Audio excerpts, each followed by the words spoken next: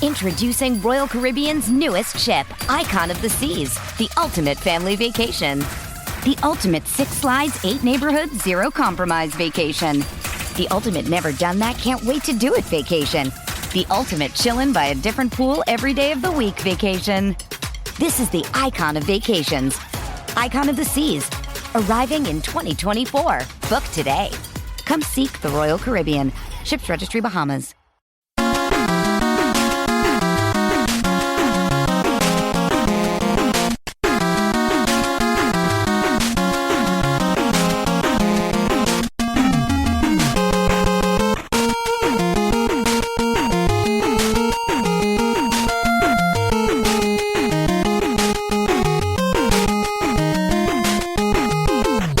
Hockey fans, are you ready to brave the wild? With me, your host, Paladino Joey, or Joey Awajan. Brave the Wild is available on Apple Podcasts, Google Podcasts, Podaman, the usual, Stitcher, Double Twist, Spotify, iHeartRadio, TuneIn Radio, all those wonderful applications and probably more because you know how things spread around. Thank you once again for joining me today. It's a great pleasure to come on board to talk hockey once again, but unfortunately, it just feels like nothing but bad news today. Oh, pretty much. The only good news is, well, they're still going to play again, but, well, not for a week. COVID protocol, this and that. The Wild have been shut down and postponed for the next 4 games. There will be no game tonight against Colorado. There will be no game on Saturday against Arizona. There will be no game on Sunday against Arizona. There will be no game on Tuesday against the St. Louis Blues. The Wild will resume play on Feb 11 versus the St. Louis Blues in Xcel Energy Center. So we're just going to have to wait and see what happens with that. That's just the beginning. Of course, Marco Rossi out for the season with that serious heart condition, basically weakening of the heart muscle due to COVID-19. It's interesting. It's weird. I almost thought I might have had something weird like that a while back, though I have no idea if I had COVID-19 or not. You know how people sometimes don't know because, well, it's non-symptomatic, all that kind of nonsense. And I take so many vitamins that, you know, God willing, that sickness is staying away. Thank God for that. So who knows? Maybe I had it and didn't know, and something, because my heart felt weird for a little while. It's been getting better, but not to make it about me, of course. Marco Rossi will not be skating for the Minnesota Wild this year. And then what sucks is that he hadn't skated for about 10 months other than that tournament, and he almost killed himself out there because he was basically all by himself. That was miserable for Austria. I mean, it was just a game of keep away all day, and he was the one chasing the puck. Poor guy. Can't imagine that helped his heart condition. Had he already contracted something and didn't know, that type of situation. So I can't imagine that helped. Obviously, it calls for rest to let that heart muscle heal, and that's basically what's happening. So God bless Marco Rossi, and it's just about as Minnesota as it gets. You get so excited about this draft pick and everything. You know, this wonderful prospect. He's the most competitive guy ever, this and that. He's our center of the future, top line, second line center of the future, hopefully top line, but you never know who else is coming. And, his future, we don't know 100% how perfect he's going to be. But, and then something weird like this happens. It's just like, okay, but at least he's going to be all right, and he will be back. That's the good part. It's just that it's just kind of figures. And then you have more injuries coming up. More injuries.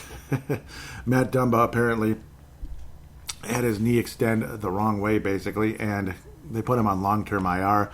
Judd Zulgad on Judd's Hockey Show with Declan Goff basically said that it looked like he was comparing it basically to like a football injury where it could be ACL, MCL. We don't know 100%.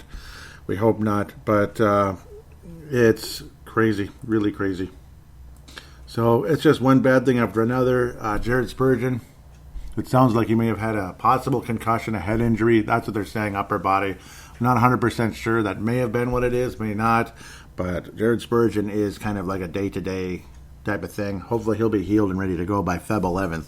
So that's the good part. Of course, things started with Marcus Foligno, and it spread it onward and onward to more players when it came to the COVID-19 situation. It got up to 6 players. The NHL said, okay, that's enough of that. And, well, that's common sense, unfortunately. It all started with Marcus Foligno, unfortunately. It kind of is what it is. Marcus Foligno. Yep, Nick Bonino. Marcus Foligno, Nick Bonino. Nick Bukestad. Joel Erikssonek, who's about as valuable as they get this year, and the injured Marcus Johansson. He was also banged up. It's just, okay, who isn't hurt? So now, will we see Belpedio? Will we see Kalen Addison? I am guessing no. That's the crappy part. It looks like we're going to still have like minor league players. When you look at the daily face-off and the Minnesota Wild combinations, it's still showing Jared Spurgeon up there. So maybe Jared Spurgeon will be the top right defenseman with Ryan Suter going forward.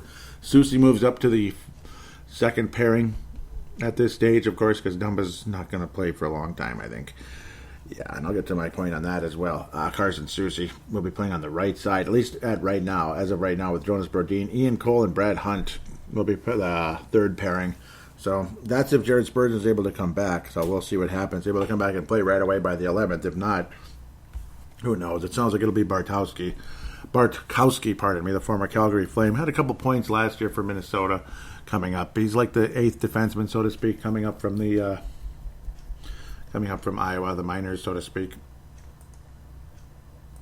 The whole thing is just kind of, I don't know, it's just a bunch of bad news. It's really frustrating. Of course, Kevin Fiala suspended for the hit on Roy, and then Dumba's shot hit Weller in the face pretty bad. It was pretty crazy. I felt bad for him. Walker Jr. in the face for the Los Angeles Kings, pretty bad, very bloody situation, trying to be tough out there, trying to do the best he can, blocking a shot.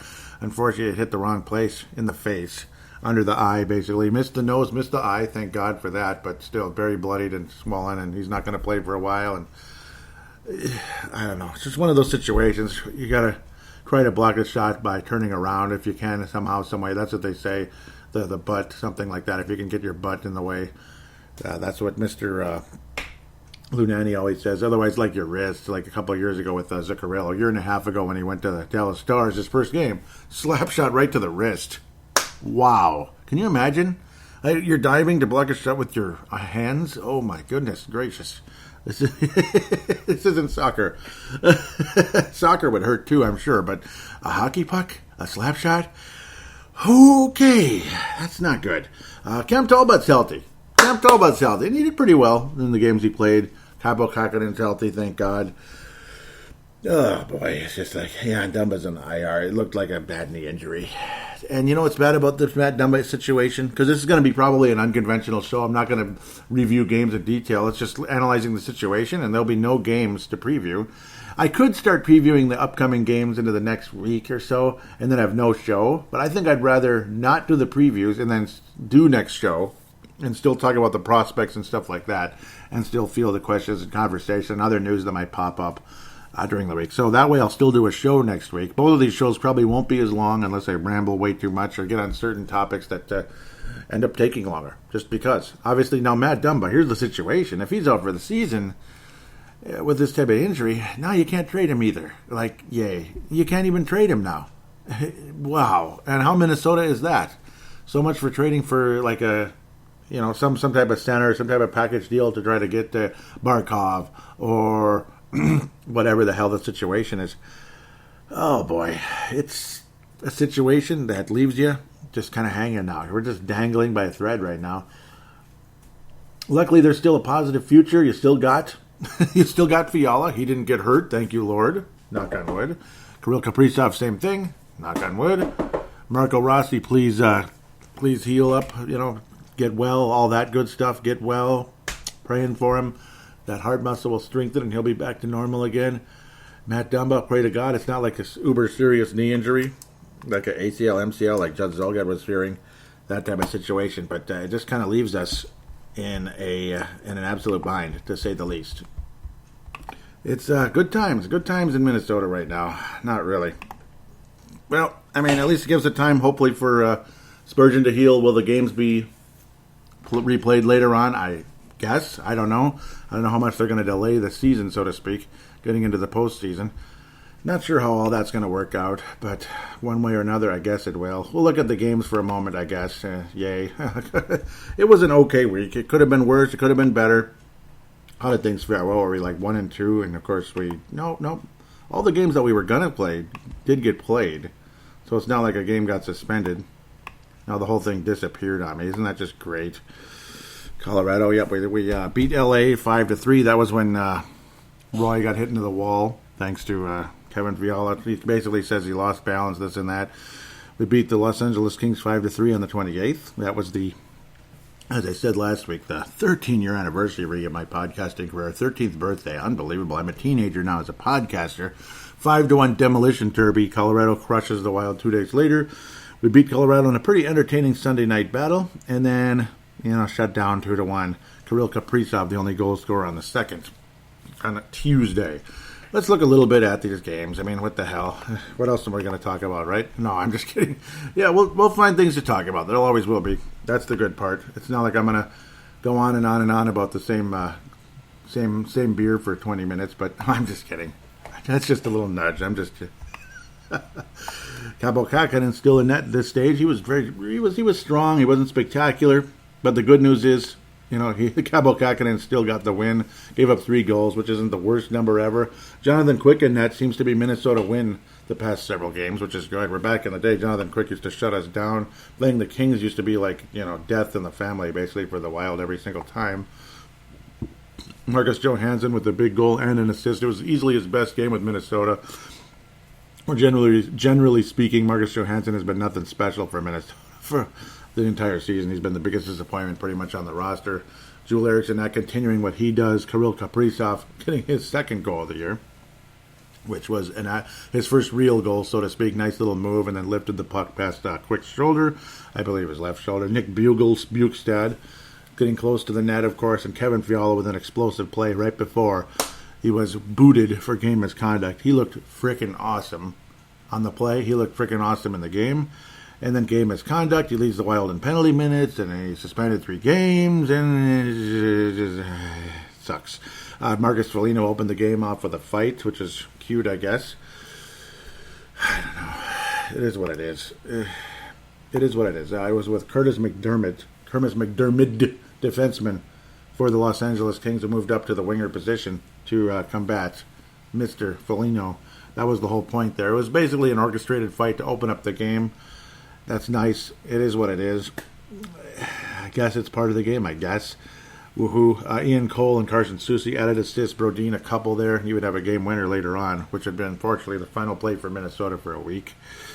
Oh, Lord. Injuries and sadness and frustration. What else can you say? Now you got the sickness, injuries, sickness, and frustration, and sadness. Marcus Johansson also hurt during the course of this week. It's just, I don't know, but it was an entertaining game. It's just, Fiala gets suspended. Obviously, he gets kicked out, and he looked like he might have had an unbelievable game and an unbelievable week. He looked like he was getting ready to roll, and then he does that, and then, I don't know. It's just, where do you go from here? Where do you go from here? Well, you play the Colorado Avalanche a couple days later, Saturday night, and it was a Saturday night that Colorado can remember and Minnesota wants to forget. 5-1 demolition derby. Great. Absolutely fantastic, isn't it? Just 5-1, 5-1. Matt Dumba would score maybe his last goal of the season. It was pretty nice. That was a nice one. Nice slap shot, putting the puck where it needs to be. Greenway with a 7th assist. And I did write a piece for Gone Puck Wild about the emergence of the 2015 draft. Remember, I was actually mentioning it last week that I was working on it, and I ended up finishing it. And then it was posted, I believe, Monday, early afternoon Monday. Thank you, Lake Martin, obviously. Awesome guy. The site expert, the site expert for, I almost said Soda Pod there, for Gone Puck Wild. So he's kind of like the manager of that page for all of us site contributors, as they call us. Very happy to be a part of that. I wrote about the positivity of the 2015 draft. You got guys like Joel Eriksson, Jordan Greenway, and of course Kirill Kaprizov. He was the exciting one. He was the diamond in the rough, and what looked like a pretty mediocre draft for Minnesota now looks like a good one. First round pick and second round pick, leading the club in scoring with Kirill Kaprizov, the phenom, being what he is, right up there next to them. Pretty freaking cool. Dumba, again, nice shot, nice play, beautiful. But unfortunately, probably his last goal of the season. I was actually about to sign him to fantasy. I was kind of waiting it out, because in my Yahoo league, my defenseman core is insanely strong. I'm kind of like the Wild. And it's like, shoot, I'm like waiting. Am I able to sign Dumba, or should I just leave these other guys alone? It'd be a shame to cut any of them. Derek Felska saw the lineup. He's like, wow, that's pretty good. And then the the podcast league on ESPN with the likes of, Justin Bakke and all of them, Soda Pod, Sound the Foghorn, all of those podcasts out there. Norm still sucks. My defense core, not nearly as strong. And the guy, he wanted me to sign Ty Smith. He was highly recommending. Magically is already signed in that league. That's great. He signed in that league where I need the defenseman so badly. And of course, Matt Dumba is going to be available in the Minnesota Wild Podcast League. Right, Matt Dumba is going to be available. It doesn't matter how poor of a season he would be having, like last year. He's like a first round pick in that league. I'm just teasing you guys. If any of you are listening, maybe you're listening. But magically, Ty Smith is signed. But in Yahoo, there he is as a free agent, just floating there, and it's like, damn it. Anyway, Dumba and Ty Smith. That figures. It is what it is. Probably bigger lineups and all that. There's 12 teams in the Yahoo League, but I don't know. Let's get off that topic. I apologize deeply. Luckily, I kept that to about a minute. Capo Kakinen gave up 5 goals. And then you see people on Facebook, my friend Paul Shizzle, going off. He likes to go off a lot, which is funny. He said, we need a new bleeping goalie, blah, blah, blah, blah, blah. It was so funny. Guy is funny. Phil Grubauer, Wild got their shots blocked, and Phil Grubauer was what he was, a solid goalie, only 20 shots on net, 33 shots on net from Colorado, and Capo Kakinen got shelled. That's just all there is to say. He got absolutely shelled. Greenway getting a 7th assist on Dumba's goal. Brandon Saad, the former Blackhawk nemesis, did what he did. Very solid performance. Mikko Rantanen, the second best player on Colorado. Nathan McKinnon was hurt this week as well. We'll see what happens. He's obviously one of the top 5 players on the planet.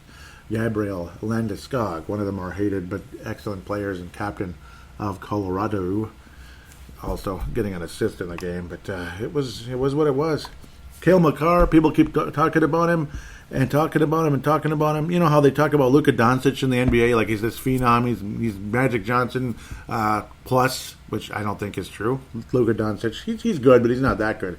Cale Makar lives up to the hype of everything. The guy's skating is the moves he made, just kind of getting around and turning and motion, and good God, I wish I could do that. I can't do that. I can't possibly do that. I don't think so. I could practice skating until the cows come home 15 times. I won't be half as good a skater as Cale Makar. And by the way, his offensive capabilities are good. His defensive capabilities are good. He's more of a complete player than Quinn Hughes over there in Vancouver. That would be Isha's team, of course, out there. But Cale Makar is probably the best defenseman in the league going forward pretty soon here. If he isn't there yet, he's close. And he's going to be. He's going to win like every Norris Trophy. He's going to be Nicky Lidstrom. He's going to be whoever. Nicholas Lidstrom, Paul Coffey, whatever you want to say. He's up there with the all-time possibilities moving forward. He's not officially there yet, but he will be, most likely. It's just funny. Eric Johnson, number 1 overall pick in the draft. And he's basically a third pair at this stage. He was mostly a second pair. Never really was a top pairing, I thought. Eric Johnson, the former Gopher, played there for only a year and left unceremoniously. Cale Makar. Oh, wish the Wild could get a guy like that. Colorado fortunate enough to get the 4th pick with some trades and for sucking for a couple of years. Just a couple of years of sucking after they were real good. Everybody was really optimistic about them going forward. The Wild knock them out in Game 7. They get mediocre for a couple of years, and then you get Cale bleeping Makar. Well, okay, all right. Yeah. It's kind of like when the Lakers got Kobe Bryant. When they were, it's like, yay, the Lakers got Kobe. Oh, that's nice. Yeah, of course, it would be the Lakers. Going forward, and like that was back in the day, obviously back in '96. It's like the same thing. Not that Colorado has 16 championships or anything, but they better. They got 2 cups so far. They might want to expand the trophy case because I think they're going to get a couple more. I think so. Kind of like the Blackhawks a couple of years ago. They're starting to look like that team. They're starting to look like the Blackhawks. 3 cups. Yeah. Hopefully not 3. 1 or 2 at least, I think, though. I think so. It's far from impossible. Hopefully Minnesota can get a trophy case. We really need one. Just a division championship banner. It's nice and everything, but let's expand. 4-3 over Colorado. We just played Colorado 3 times. 4-3 win. I'm probably going too long here. Second segment will be prospects. But again, it was mostly just kind of going off on the bad news, so to speak, because there's a lot of bad news. This was a fun game, solid game. Capo Kakinen and Cam Talbot. Well, in this one, I don't know why they did this. They have last game's numbers up there again. That doesn't make any sense. It was Cam Talbot returning for Minnesota. He was solid. He wasn't great at the beginning, kind of like the start of the regular season. Solid. And then kind of like settled in. Jules Eriksson added a couple assists in the game. Jordan Greenway, his second goal, his first real goal of the season. And Victor Rask added 2 goals in the game. Beauty, including the game winner. No matter what people say about Victor Rask, he scores important goals. He scores the game tires and the game winners. He does, and he did it in a big way. Nathan McKinnon with a couple of assists. Gabriel Landeskog and all that. Brandon Saad, former Blackhawk, obviously nemesis, drove us crazy. He always had that evil grin on his face. Cale Makar added a goal in the game. It was a fun night, fun Sunday night. And watching Victor Rask be a hero was pretty cool. Got the Wild ahead early on in the second period. Greenway, again, his first real goal of the season. It was pretty solid. Interesting line there was Jules Eriksson, Ryan Hartman, and Jordan Greenway. As Jules Eriksson was moved up earlier, after the Wild struggled to score at times, and we had that 5-3 win over the Kings, moved up to play with I called him Simon Johansson. That's cute. He played with Johansson. Marcus Johansson, because there's like 55 Johanssons out there. Marcus Johansson and Kirill the Thrill. Pretty cool. But then he's kind of moving around. Jules Eriksson seems to be moving around all the time. He's the best center on the team, but you want him with the Kaprizovs. You want him with the Fialas. You want him with one of the two at very least, if not both. If he's still with Greenway, so be it. Greenway's scoring. He's producing. And the chemistry's good. But they need the minutes. They need the minutes, not the third-line minutes, but second and first-line minutes. Guys like Jules and Jordan. Where in the past, Jordan would get on the top 6, and he wouldn't do jack. It was so frustrating. But it's time. It's time, absolutely time, for Minnesota to have the right players on the ice at the right time in the overtime period, where the Wild actually are able to win in overtime. There's conversation. This one was the overtime game. Victor Rask, again, getting the second goal to tie it up. Very clutch with about 7.5 minutes remaining. Beautiful, beautiful stuff. And then you had all the right players out there in overtime, rather than the typical Ryan Suter, Zach Parise, Koivu, Eric Stahl, guys like that, all slow players on the ice. You had Greenway, you had Ek, you had Brodin, you had Kaprizov, guys like that, and the Wild get the job done. This was obviously those three at that stage, but you have Kaprizov, Fiala, guys like that. When Fiala is available, he was suspended. Obviously, you got to see the beautiful uniforms for the first time. The breezers with the stars on the side. Just, oh, God, I love it. Love it. Love it. Love it. Love it. 80s look. 80s, not 78, but 80s in that case. It's 78 with the jerseys, with the font on the numbers. Gorgeous stuff. And people are like, what the hell is this for? You just stole it from Dallas. Thanks. People are saying that, just thanks. You know, that's our response to them. One word. But it's nice to see the overtime period, having the right players out there, having some speed. You have slow guys out there going against the McKinnons, going against, Cale Makar and stuff. It's just like, you're going to lose.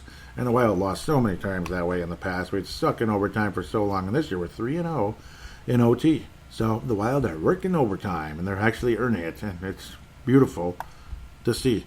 Ryan Suter's minutes have been generally reduced, but now watch them skyrocket with the current situation. Not happy. Not freaking happy. Jules Eriksson led the club with time on ice for forwards. Of course, Suter did lead the club in time on ice in this one. Of course, this was already no Matt Dumba at this stage. So that kind of was what it was. Brad Hunt had entered Suter up to 24 minutes. That's better than 28, I guess. But 24 minutes, yeah. But not out there in the overtime period. So, all right. Kyle Rao, Luke Johnson. This is, of course, Marcus Johansson injured. Marcus Foligno sick. Matt Dumba out. Jerry Mayhew was a +1 in the game. He was entered as well. Just a very tough situation. See, it's because obviously Fiala suspended, Foligno sick, Johnson hurt, And Dumba out, literally out. Dumba's out, unfortunately. Oh, man. Yeah, Dumba's out. Yeah, good luck with the trade, unfortunately. And no sarcasm there. No sarcasm at all. It's sad. It sucks. 2-1, kind of depressing loss, but at least you saw beauty by Kirill Kaprizov, who does need to shoot the puck more. I'm kind of comparing Kirill Kaprizov. You have a rare power play goal for Minnesota. Jerry Mayhew with his first NHL point got the second assist with Zach Parise, kind of centering the pass from behind the net for Kirill the Thrill to release and score his third goal of the season. That was a beauty. Obvious beauty. Putting the Wild on the board after going on 2-0, and that would be all she wrote. That was it. That's all, folks. That's all, folks. Grubauer keeps the Wild only one goal. It was awesome the whole night. Cam Talbot was awesome, too. Cam Talbot only 2 goals and faced 31 shots. Excellent game by both. Hunter Miska was the guy who gave up the 4 goals and the game winner to Brodin earlier the previous game. But, yeah, just another sad situation, though. Another injury. Spurgeon with a head injury, and then all the stinking frickin'... Yep, that's why Spurgeon had the least time on ice, and Suter's up to 27 minutes. 35 going on 36. Ryan Suter, 36 minutes on ice, 27 minutes on ice. Okay. Okay. And then, of course, the COVID situation takes over. So, that's it. Hello, COVID-19 restrictions and all that. What are you going to do, huh? You know, what are you going to do, regardless of how you feel about COVID-19, regardless of everything? It's sad, it's true, but we're stuck. We're waiting now. So where do we go from here? We wait. We talk about prospects in the next segment, and talk to you guys out there on Twitter. Very much appreciated. Derek Frelska, thank you always for helping put that together. He's the greatest, honestly, and no sarcasm whatsoever. If I was sarcastic about that, I think I need to shut the hell up and get off the air, because that would be just ridiculous on my part. My apologies here, was having issues with the mouse, but that's all good to go again. Apologize, I was kind of like, something's happening here. But no, 2-1, not very fun night for Minnesota. Just couldn't get anything past Grubauer. Solid, strong defense from Colorado, and of course, great goaltending from Grubauer especially. That was the good part for Colorado, I guess. But 2-1 loss, and then now we have to wait for next week. And, well, that's the crappy part. With that, we'll pass out the awards for this week. Where do we go, though? Where do we go with the awards? I'm thinking the Mike Modano Award for this past week. Boy, it's kind of all over the place. Should I go to Victor Rask for what he did the multi-goal game? Should I go to Victor Rask? Maybe I'll have him share it with Jordan Greenway. Very strong week for Jordan Greenway and Victor Rask. Very positive situation. Even Kirill Kaprizov, strong honorable mention. Naturally, Cam Talbot be very solid in his return. But the Victor Rask and Jordan Greenway will get the Mike Modano Award for this week. A multi-goal game against Colorado? You can't take that for granted, I'm afraid. I appreciate it very much. So Victor Rask getting maybe his only Mike Modano Award, but he's sharing it with Jordan Greenway for this week. The James Shepard Memorial... the COVID-19 virus, the injury bug, all the above. I don't really want to pick on anybody. It sucks seeing Suter go back into the major minutes again. We all know what that could mean. Injury bug, sickness, all the above. That's who's getting it this week. It's not going to go to a player. With that said, we'll take a quick break and look at the prospects right after this.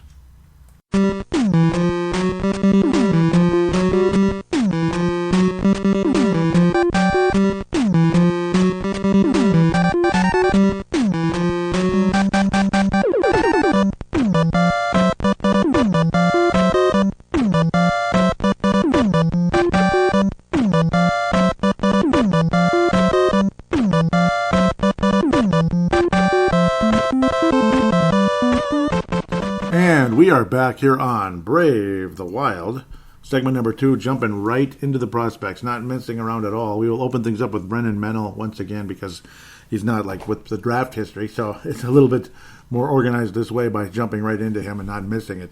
And probably he's one of the most exciting prospects, I gotta say right now. 31 points in 40 games for the KHL Minsk Dynamo. 40 games. He added 4 points this past week, 5 goals now, 26 assists. He's a +6 on the season. Brennan Mennel, he's a guy that I'm really thinking about right now when you consider knee injuries to Matt Dumba. Sure wish Brennan Mennel was on the NHL lineup right now. I truly do. Obviously, it would take a while to get him here, and he's with the KHL at the moment. They are still staying very much so. The door's wide open for Brennan Mennel. They still have his rights. Them being, of course, Billy Guerin of the Minnesota Wild, the general manager, of course. If you don't know who he is, I think something's wrong with you at this point. It's like, how could you possibly not know? Right after listening to this show. Last year, of course, with Minnesota, 5 games, no goals, and 2 penalty minutes, a +1. Hopefully, Brennan Mennel can translate to the National Hockey League. If he's doing this well in the KHL, I got to think there's something there. Obviously, we saw Kaprizov's amazing success in the KHL, and he is translating pretty nicely to the NHL. Interesting thing to note, I got to say about Kaprizov, which I'm seeing similarities here, is Kirill Kaprizov, when he first got to the KHL, look at his first significant year. Obviously, his very, very first year, only 4 goals, 4 assists, way back in 14-15, super duper young in the KHL. It's amazing. And in 31 games, if I didn't mention that. The next year, I'm not sure how to pronounce that word. It's complicated. Novo Kuznetsk Metallurg. Hopefully I got that correctly. You'll notice he was more of a playmaker. 11 goals, 16 assists, 27 games. And I'm seeing something like that. And even his first year with CSKA Moscow, him being Kirill Kaprizov, his first year with most teams, he ends up being more of a playmaker than a goal scorer. I'm seeing a year kind of like this. 17-18 is more realistic than 16, only 27 points, whatever. 15 goals, 25 assists in 46 games. It's going to be something like that. I think he's going to get more assists his first year, and then as he gets more comfortable in his quote-unquote skin, comfortable with his teammates and everything, the goals are going to start taking over like he did the next couple of years, and that's when it was official. Kirill Kaprizov was a phenom in 18-19, 19-20. When he became a full-fledged goal scorer. I'm seeing that. I'm seeing similarities that way, in a sense, that he's going to be more of a playmaker for now. He'll score goals, but he'll be more of a playmaker. The goals will start coming later on in the next couple of years here, and then you'll really start seeing what Kirill Kaprizov can do in the National Hockey League as a goal scorer. And hopefully the assists keep coming as well, because you maximize the points that way. What if he has an 80-point season because he gets 40 assists to go with the 40 goals? That would be really cool, actually, at the end of the day. So there we go. That's my comparison. Just thought I'd get that out there at the end of the day. Jack Sadik, he is with the ECHL Greenville Swamp Rabbits. Not sure what's going on.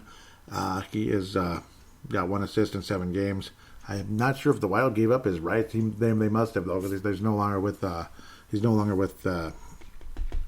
Allen American, so that's kind of disappointing to see that. Nick Boca, similar thing. Fort Wayne Comets.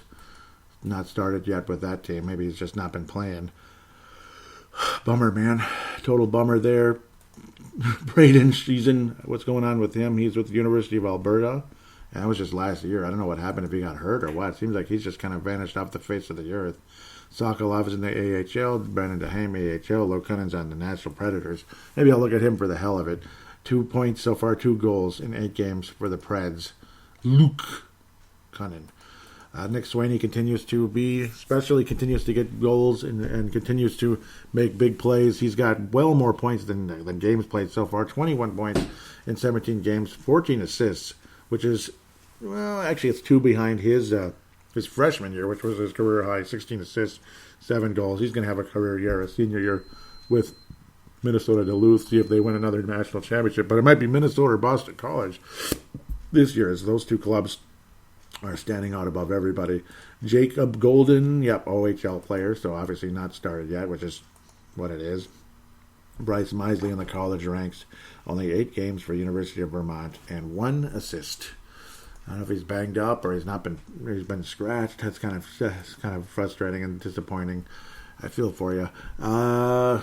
Minsk Dynamo, again, teammate of Brennan Mennel, and well less points for Ivan Ladnia. Come on, Ladnia. Let's go, Ladnia. Come on. Only 6 assists, 1 goal only so far to -3. Come on, man. Brennan Mennel's killing you, and he's a defenseman. Oh, Ladnia. Fourth liner right now, must be. Just not producing. I don't know about him. I really don't. I don't know about Ladnia. Sam Henches, 12 points so far in the 17 games he's played in. Definitely quieter this year. He's not standing out as much. And, of course, it must be a deeper team. Hopefully Sam Henches can get going again. I really like him. Damien Giroux, a lot of people like him. People think he's going to be something. Of course, OHL thus far. He'll be on the AHL. I can't wait for that to start. It's February. Let's go. Let's go. Let's go. I want to see a lot of these new prospects finally getting to the AHL, getting going. Philly Lindbergh. Have you ever heard of the Lindbergh baby or the Lindbergh goalie? He is just dominating now. Better than ever. 1.45 goals against average. Another awesome weekend and another player prospect of the week for M&W Prospects. Pavel Bennett put him up there right away. Again, M&W Prospects. I'm very proud to be a part of that. That should be the feature presentation, basically, of this segment. Whenever I get to the prospects. M&W Prospects. Pavel Bennett. Justin Bakke, Brandon Quast, myself. I believe Chad Walski helps out as well. I cover the QM. JHL, Quebec Major Junior Hockey. Like, I like just saying it out. It's hard to almost say the digits, or just the Q. And then British Columbia Hockey League, BCHL. That one rolls off your tongue a little better than QMJHL. It rolls right off your tongue, right?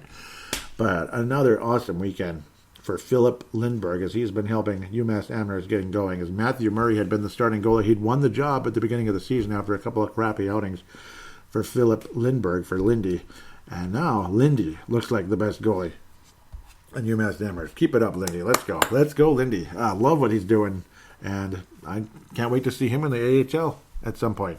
And hopefully the National Hockey League someday. Philip Lindbergh, my first ever article with Gunplug Wild was, have you ever heard of the Lindbergh? And I'm very proud of Philip Lindbergh for what he's doing out there. And I believe his father followed me, Marcus Lindbergh, on Twitter. Thank you, Marcus, just in case you're listening. Another wonderful Finnish goalie. We've had success in that department. Nikita Nesterenko, part of the best team in college hockey right now. He's got a point a game. Nikita Nesterenko, I covered him last year with the BCHL 1 year in that junior league. He was a point a game there, and he's a point a game in college with the best team in the country. And he's a center, and he's from Brooklyn, New York. He's Nikita Nesterenko. Hey, kid, come over here and play. Let's go. He's a left short center from Brooklyn. 6 goals, 7 assists in 13 games. He's a plus 10 for the best team in the nation. Really proud of Nikita Nesterenko. Marshall Warren, a part of the, again, good job, Paul Fenton. He identified the best team there. 6 points now. He's picking it up a little bit. Marshall Warren, good for him. Couple points last week. 2 goals, 4 assists on the season for the smallish defenseman who's got a little bit of pop, but of course more of a defensive-minded guy who we'll see what happens. We'll see what he develops into. Maybe he's an intangible guy like a Spurgeon. We'll see what he can develop into. Just a little under 6 foot, and definitely not a big guy in physical size either. But he's always a plus. He's always a plus, which is impressive. Matvey Guskov. This is that 2018 draft. Love all these guys. 19, pardon me. CSKA Moscow. Nothing going on there. Unfortunately, he was with the London Knights before, and he was about a half a point a game, so not standing out too much. Beckman are waiting on him. I believe he's going to play in the AHL after a 107-point explosion last year. A solid first year after being drafted. Well, yeah, he was drafted by Paul Fenton after he had a 62-point season with the Spokane Chiefs, and then 107 Lemieux-like year basically for that club. Pretty cool stuff. Hunter Jones also in the OHL at this stage. We'll see how he develops. Vladislav, first off, with Connecticut, he's now over a point a game. He continues to be very solid. A lot of people see him as a second-line type of guy, top 6 type of guy moving forward. He's certainly top 6 in college. He's over a point a game. Where last year he was okay. He was about two-thirds of a point a game last year. This year he's over that, 10 points, 3 goals total on the year in only 8 games. Very solid for the U of C, University of Connecticut anyway. Matty Boldy, yep, continues to play spectacularly for Boston College. 13 points on the season in 11 games. Very productive. 9 assists. So he's got that playmaking ability, but he can certainly score as well. I can't wait to see him translate to at least the AHL and ultimately the National Hockey League. Pavel Novak, not a whole lot going on in the Czech League. Only 1 assist so far. We'll see. Let him continue to develop there. Damon Hunt, Mr. Scar there with the Manitoba Junior Hockey League. What am I saying? I'm stuck in that with the Verdun Oil Capitals. Love that name. 5 points in 3 games so far. 3 goals. So a goal a game so far for the defenseman Damon Hunt. Must not be the highest end of the junior league. Otherwise, he's utterly spectacular. Ryan O'Rourke, OHL, of course, still not playing. I'm tired of waiting. Kustadinov, not a whole lot going on for him at the moment, unfortunately, unless this thing is not giving me what's really happening. And, of course, Marco Rossi, out for the season, unfortunately. Recovering from the weakened heart muscle from COVID. Some kind of strange side effect that happens once in a while. And, again, I keep thinking I had something. Either that or I was just horribly out of shape. I don't know, but I don't know. It's just interesting when you hear stuff like that and it makes you think, did I have that? Maybe. But Marco, please get better. Yep, obviously, and what he does is much more strenuous than what I do. Of course, playing center in the NHL or in any hockey league, playing center, 200-foot player, you got to really have a good cardio. And when you have a cardio condition popping up because of a side effect of a sickness, holy Toledo, is that scary. So glad he's okay. Get better. With that said, really enjoy talking about the prospects because a lot of them are very, very exciting. You know, even Brandon Dehaene, a lot of people think he could be a nice bottom six guy in the NHL. Sokol, I have no idea. Russo basically writes him off as a prospect. Louis Belpedio is a guy I want him to get a chance. I really want Louis Belpedio to get another chance in the NHL. He got a crack. He played in the season finale a couple of years ago, had 2 assists in that game, which was pretty crazy. They were both second assists, but hey, he was solid. He was moving the puck around. He only got in 2 games. Gosh, that was like 2 years ago. He didn't even get in the NHL at all last year. Not even a crack. He was on the roster, but never got in. Was Louis Belpedio, former standout for the University of Miami. Really had a great senior year. A lot of people had good feelings about him moving forward. I think Louis Belpedio deserves a shot. I mean, he could at least be a third pairing guy, and we need it. We need some energy. We need some spark. We all love Brad Hunt. He's the coolest guy in the world. If he doesn't play, he doesn't complain, that kind of thing. Ian Cole's solid. I want Louis Belpedio to get a crack. Obviously, Kalen Addison's the most exciting guy of all, and I can't wait to see what he can do in the AHL at the very least. Moving forward, love Kalen Addison. Is he ready? He's super young. I mean, he's 20 years old. It's a funny-looking guy a little bit, but he's super, super young. That's a funny picture. Extremely productive in the WHL. Obviously, he's got to be in the NHL now. Or, excuse me, the AHL at the very least. See what he can do there. Belpedio, everywhere he goes, he'll start slow, and then he'll get better. And I think that's what would happen with Belpedio. I think he's got something going on. I do. I think he's ready. He's 24 years old. Give him a damn chance, for crying out loud.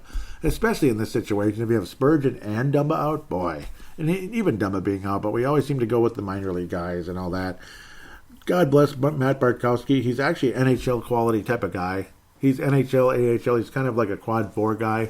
The ultimate quad 4 guy on the Minnesota Wild, I'd have to say. Have you ever heard of that term, quad 4? Or quad A, excuse me. Quad 4. Quad A guy, like 4A guy.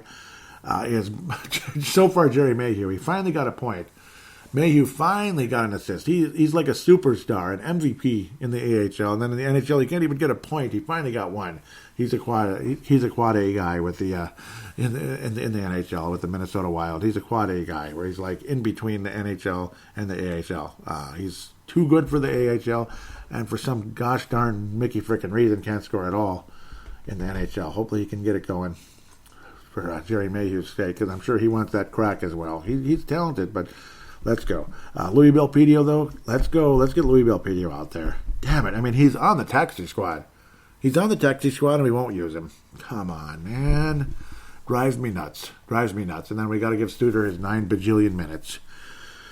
Ugh, tired of it. And then you got to hear the old days. Mike Yo, well, Studer was gassed out there. Studer was gassed, you know. Well, why is Studer gassed?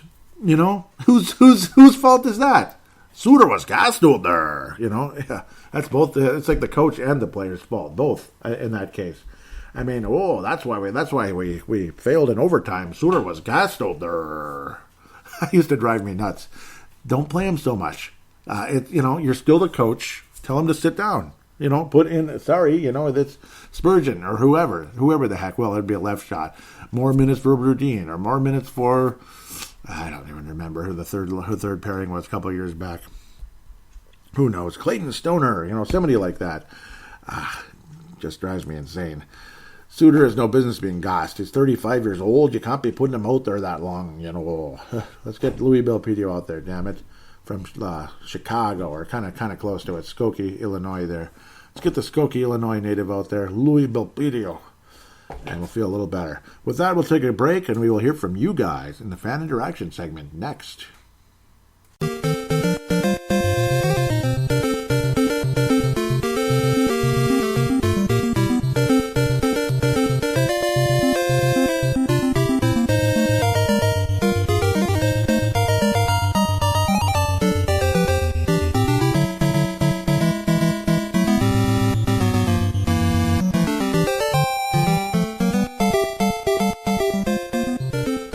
We are back here on Brave the Wild, segment number 3, fan interaction segment. Thank you always for joining, and God bless all of you that do join.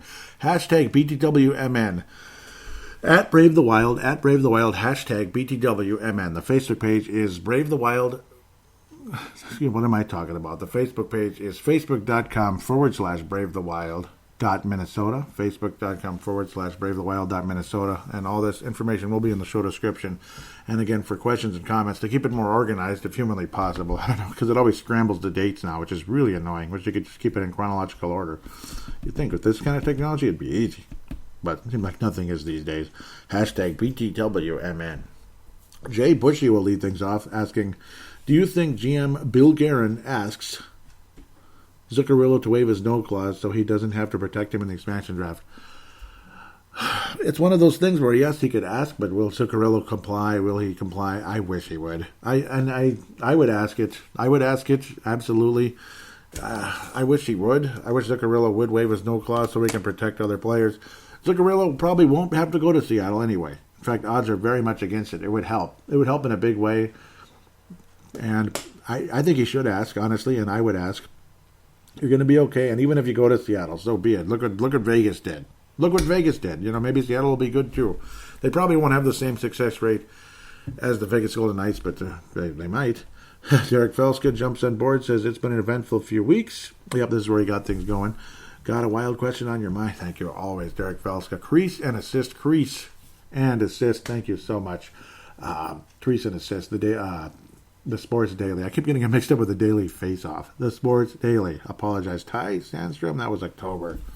Damn it. See, now it's all unorganized. I know there was a couple. These were from last week now. Yep. There were a few, but now it's all messed up. Here we go. Here's the ones that are recent. Derek Felska jumps on board, says, did any of the taxi squad guys impress you to make you think the team is better with them on the ice, and some of the more highly priced guys like Bernino and Johnson? A little bit. I mean, Luke Johnson, there's something there, I think. Jerry Mayhew, he's got the skill. Can he finish? I mean, he seems to be a quad A player thus far, but he finally got the assist. That was nice. That was a great feeling, seeing that. I mean, they're okay. I mean, it's not if they impressed me. It's more of, I think you're still making a point, though, how it's like the whole idea is were they better than the higher priced guys? Even if they were about the same, that tells you something, doesn't it? It tells you Bernino and Johansson probably shouldn't come back. I probably won't bring those guys back if I was the GM.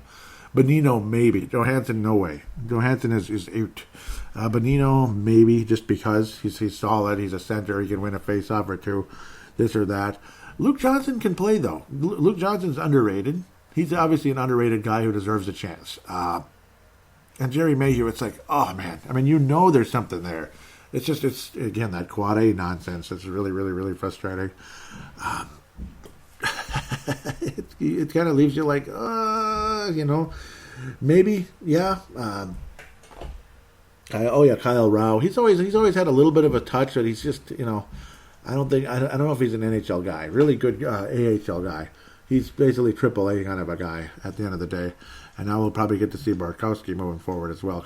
He's kind of a quad A guy as well at times, but even though he has had a little success with Calgary, if I were to pick one, probably Luke Johnson at the end of the day versus the Bernino, Johansson, all those kind of guys.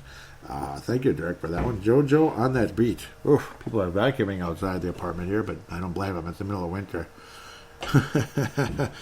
Jojo on that beat. Jody Helvey, thank you for joining, Jody. Really appreciate it. See if I followed yet. Just a minute. Yes, good. It's a mutual thing. Good. Thank you, Jody. She says, Arbel, there we go. These are good. This is a good one. Arbel, Pedio, and Addison not NHL ready yet? With Spurgeon out for who knows how long, it seems like the right time to give one or both a shot. I mean, Susie isn't setting the world on fire right now with his play. I agree. And this whole playing guys out of position, it's just getting old. It's getting old, isn't it? Damn, what do we do? Ian Cole, you got him. He's solid, but he's a third pairing kind of guy. Susie's what he is. For me, at least one of the two instead of like a Brad Hunt or especially now Bartkowski type of situation. Because if Spurgeon is out and Dumba's out, you got to get one of them in there. I'd give Belpedio the crack first. He's 4 years older. Addison, I've heard he's just, he was kind of shaky in the training camp, in the short training camp, kind of shaky out there, not too spectacular. Belpedio, I think, is pretty much ready to go. I would say Belpedio is ready to play in the NHL. At least give him a chance, an extended period. I think he could be a 20-point guy, a solid defenseman, two-way guy. Get a little bit of offense, play some solid defense. He's no dummy out there. He's physical, he's solid, and he's not huge, but he's gritty. He's solid. He's a perfect third pairing kind of guy. Where Addison's got to be in the top four defensemen. He's going to play power play. He's a power play kind of a guy. At least second pairing, this and that. Where Addison could ultimately be a Dumba replacement. That's where Addison would be more exciting. Where maybe Belpedio can get some points that way. But I don't know if Belpedio is going to be on any power play unit anytime soon. Brodin has shown he's actually capable in the power play unit at times. And you don't want Suter on the power play. You don't want Suter in the overtime period. I put it this way. I want to see Addison right now. I want to see both of them right now, Jody. I want to see both of them right now. Addison second pairing, Belpedio third. I want to see that so bad. But it's just we're kind of still, even though we traded away Patterin, we got another guy who's a little better than him, like a better version of him in Ian Cole. It's just we're kind of stuck in that situation. Luckily, it's only a year. Even though I like Ian Cole a lot, to make things more complicated, you still got Susie, obviously. He's not setting the world on fire. Maybe it wouldn't be the worst ever to scratch him for a game or two. Maybe he'll kind of pick it up if you were to put Addison or Belpedio out there. But Belpedio for sure. Got to get him out there. He's actually on the taxi squad. I want to see Belpedio now, not later. So I finally answered the question a little bit more with a conclusive response. Thank you, Jody. That was great. Moving forward, why can't this just be in chronological order? I guess that's it. But thank you, guys and gals, for the interaction. Really, really appreciate it. Here we go. Derek Felska. Actually, I missed this one. Derek Felska says, Scott Wheeler ranked the Wild's prospects 8th in the NHL, and that did not include Kirill Kaprizov. Did you disagree with his list, or who would be in your top 10 not including Kaprizov?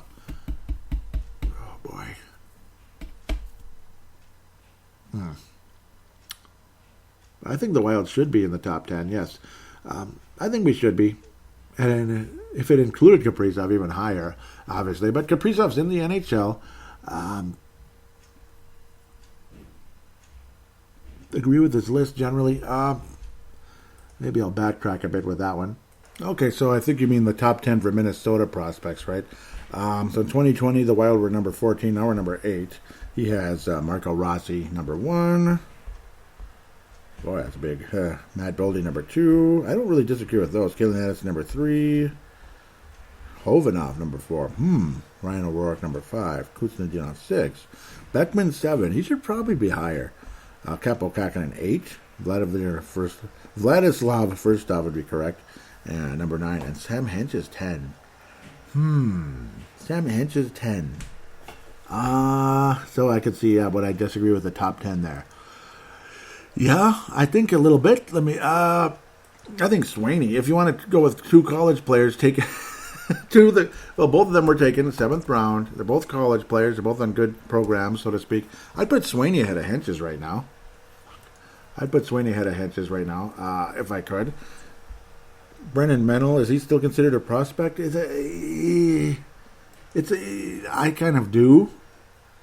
But maybe, if Kähkönen's a prospect, he was a draft pick. But, not everybody's necessarily a draft pick. Beckman, obviously, is top 10. Rossi's number 1, yes. I'll put Rossi number 1. Number 2, when you say Boldy, I can't really complain about that. I can't really complain. Number 3, Kalen Addison. Yes, I guess so. Yeah, I think I don't disagree with the top 3. Fourth, now who was fourth again? Hovanov? No. That might be Beckman for me. Who was fifth? Ryan O'Rourke, but that's really high. Oof. Who's the Nadinov? Sixth? I think I put Beckman 4. Yeah, Beckman 4. I might switch Hovanov and Beckman in half and half right now. I think Beckman's ahead. Hovanov 7th. He had a great season in the queue last year, but boy, he's been disappointing in the KHL thus far. Jeez, Ryan O'Rourke though, I don't know if he's 5th either. I might put Kuznetsov over Ryan O'Rourke as well. Ryan O'Rourke, we'll see, but we got to see more. First off's been really solid as well. Henches, so I would have Sweeney 10. I might even have freaking Lindbergh in there. I really like Lindbergh, but that's just me. That's me being biased. I just have a special feeling of I have a soft spot for Lindbergh, and I think he's going to be really something. So if it's up to me, Rossi 1, Boldy 2, 3, what did he, I keep forgetting who 3 was. 3 was Mr. Addison. Ooh, yeah, yes, I'll stick with that. So I agree with his top 3. 4th, Hovanov, no. He's got to go down to like 6 or 7. 4th should be Beckman, I think. He was that good. And like you were saying, there's something special about Beckman, I think. There might be something there, and I hope so. I even think Nesterenko is something. I really like him. And first off, obviously, Beckman 4, number 5, Ryan O'Rourke. I'm going to say Kuznetsov. Who I really like what we're hearing about him, but obviously it's super early. It's so tough. It's so tough between those two. Interchangeable between O'Rourke and Kuznetsov. Not really a complaint there. 7, Hovey or Hovanov, whatever. Kapanen, 8, I guess. First off, 9 and 10 would be Mr. Sweeney, I think. Sweeney. I mean, even Hunter Jones, I thought was a solid start. Philip Johansson should be number 1. Are you kidding me? It should be Philip Johansson. Remember he had that 8 points in 11 games? It's Philip Johansson should be at least 8th, right? No, I don't know about that. I guess. It's like, obviously, just kind of flip-flop a couple guys, move some guys up. Beckman should be higher. Hovanov's top 10, absolutely. But is he 4th overall? I don't think so anymore, unfortunately. I wish he was. Connor DeWeer's kind of a guy, yeah, he didn't translate superly great to the AHL yet, but he was all right. He's physical, he's solid, he's kind of a bit of everything, kind of third-line type of guy so far, when he was super exciting for the Everett Silvertips the year before in the WHL, the Everett Silvertips. Yeah, that 2018 draft, not as exciting, is it? Not as exciting, except for Hovey, I guess. I guess he's the best player in that draft, and that's fine. Lindbergh, I think Lindbergh's close. But yeah, for me the main difference would be Sweeney. Of course, he's a little bit older, but so is everybody. So is Kabokakin. Sweeney's 23. He's not that old. Sweeney's ahead of Henches. Oh, Jack McBain 11. Oh, so it still goes for a bit. Pavel Novak 12. Damon Hunt 13. Where is Sweeney, man? Philip Johansson 14. Okay. Marshall Warren 15. Hunter Jones 16. Mason Shaw. He's too injury prone. Nesterenko 18th. He should be higher. Come on. Lindbergh 19th, probably should be higher. Lodnia, I wouldn't even put in there. They put him 20th. I don't think Lodnia is in the top 20. Nope. I might put Jack McBain ahead of Lodnia. Oh, actually, they did. They put him too high, I think, 11th. They didn't even have Sweeney in here. Sweeney's not even in here. Well, he's the expert, and I'm just a podcaster. Pavel Novak, yeah, there's something there, definitely. Pavel Novak, absolutely. Damon Hunt, pretty much. Interesting one there. Philip Johansson, I guess. Lindbergh 19th is kind of low, but he doesn't play in enough games. That's the problem. Lanya, I wouldn't even, I wouldn't touch him with a 39.5-foot pole right now. I don't think there's a whole lot going at Lodnia. He's kind of lost me over the last couple of years. Sorry, this is a long, drawn-out one because it's a lot of information. It's interesting. Really good question. Really good conversation. Derek, that's good. That's a good, super addition to the show there. Let me tell you. Absolutely. Thank you for that.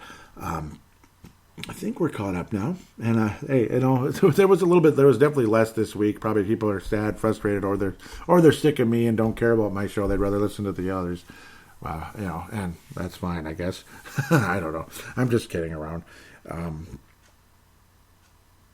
Real Biden, Damian Giroux, they're kind of like honorable mention. I'd rather have Damian Giroux than Evan Ladnia. Mason Shaw, so injury prone. So freaking injury prone. 3 ACLs? My goodness, man. That's too much. The top 3, I don't disagree at all. Beckman and Hovinoff should be flip-flopped. And then Ryan O'Rourke, who's indeed not flip a coin with 5-6. Just flip a coin. Kapanen 8, I can't really disagree. Maybe I think Kapanen, pardon me, he's pretty solid. He's a starting goalie, I think. I think he's an NHL starter. Not a star, but a starter. Maybe we'll let the star part come later. Sam Henches needs to be way down a bit. Not way down, but he should be like maybe down a couple spots. And Sweeney needs to be in there. How the hell he's not? And Ladnia is? Oops. And Shaw, too. I'd rather have Sweeney than Mason Shaw. Shaw is really good. Really talented guy, but he's too damn injury prone. Eventually you just say, okay, that's enough. Like Mike Hughes. Hell with it. Mike Hughes of the Minnesota Vikings, the slot corner, can't stay healthy for his life. I'm tired of him.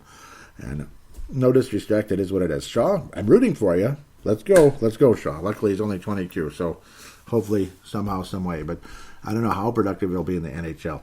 With that, I'll shut my mouth, even though, it was a long point. It was drawn out, but there's a lot to talk about. I mean, we're talking 20, 30 players here. 20-ish players here to discuss where they should be ranked. But the top 3 is absolute, I think. Yep. Top 3, they're correct. I agree. And then the next tier, I think they're in the right spot as well. The next the 7. Beckman, who's need on Ryan O'Rourke. He's got so much potential. He's only 18. Really excited. Okay, that's enough. Apologize, but again, it's fun conversation. It's a lot of fun. I love talking about the prospects. It gives you hope. With that said, please do get involved with the show. Again, hashtag BTWMN when you tweet out to at Brave the Wild. There might even be more on Twitter. Maybe I'll hit the mentions just in case. Even though there's like a bunch of notifications. Such a bummer, says Kevin Johnson to me about, the players getting shut down. Yep, I agree, Kevin. I agree 1,000,000%. Yep, okay, so, he's a Navy vet. Cool, man. All respect in the world to you. Big time. Let's see if there's a couple more. It's mostly just kind of back and forth interactions. Thank you for bringing that up, though, Derek. I think that's cool. I love looking at that kind of stuff. Love looking at that. Retweets here and there. Just seeing, some of these are going back too far a little bit. Well, not yet. A couple more follows, retweets. There's a lot of conversation generated. Usually when the podcast gets mentioned, but it's usually in a different conversation, which is fine. It's just not necessarily show related. Nice tweet here. Black Space Gaming. Got those beautiful Wild uniforms out there. They're playing against the North Stars. That's kind of cool. That's cool. That's cool. A cool image there in a video game there. Nice. Where is the retweets, though? I remember there were retweets earlier, and I want to recognize people for doing that. I always appreciate that. It's not showing. Sure, too far back, because there's so many conversations. Here we go. Yep, Tom Hayen shared the show. Thank you so much on Twitter. It's like a quote tweet, as they call it. Justin Baki, thank you so much. Retweet Derek, yep, sharing it, quoting it. Thank you so much. Always appreciate you guys for doing that. Those of you that retweet and quote tweet the show, it's just, can't thank you guys enough for doing that. Okay, well, you can get on the show with your voice as well. That would be a lot of fun if you did that. All you got to do is open up your free voice recording application on any smart device on the planet. Open it, press record, treat it like a phone call, hit stop, email it / share it to paladinolive@yahoo.com, paladinolive@yahoo.com. I will then convert it into an MP3 file thanks to Zumzar.com, giving them a free plug because they give a free service by doing that. Thank you so much. Unless your file is big, then you subscribe to them. Last thing, please write a positive rating on Apple Podcasts / iTunes if you could. So much appreciated. Those of you that have done it and those of you that can in the future, thank you so much. Stitcher does that as well. They offer that as well, or you can rate the show and have a review. Just the most beautiful review ever. was sent a couple months back. I still have it out here. It's just gorgeous. I mean, you can't say nicer things about the show than what that person did. Can't thank you for that enough. And those of you, thank you in advance for some of you that would be doing that. Otherwise, again, hoping for the best, looking forward. We'll come back next week. We'll preview the games. We'll look at the prospects some more, and we'll talk to you some more. We'll talk to you some more about what's going on. It'll be like first segment preview, second segment podcast, third segment fan interaction and conversation. With that said, have a great week. Stay safe out there in that slippery atmosphere if you're in the Twin Cities or Wisconsin, too. I think Derek might have gotten more snow, actually, than we did a couple of days ago as well. We just got a dusting, and I think he got some shoveling to do, and he's got more. Unfortunately, poor guy. Hope for the best for all of you. Quick shout-outs. I better do that. Minnesota Wild Global, Scott Cavendish, thank you so much for having me be a part of that page. Chance Kostick, David Kostick, Chad Walski, Kathy Main, great friends out there. Patrick Turner out there. Minnesota Wild Nation, awesome page as well. Fan interaction, conversation on there. Cool logo for the page, everything. Great people. MNW Prospects, again, I already mentioned the names again. Pavel Burnett, Justin Bakke, Brandon Quast, Chad Walski, myself. Great page to keep up with the prospects. And Gone Puck Wild, I have a recent article out there talking about the 2015 players that, Jordan Greenway, Joel Eriksson-Ek, and Kirill Kaprizov. With that said, take care, and we will talk to you next week.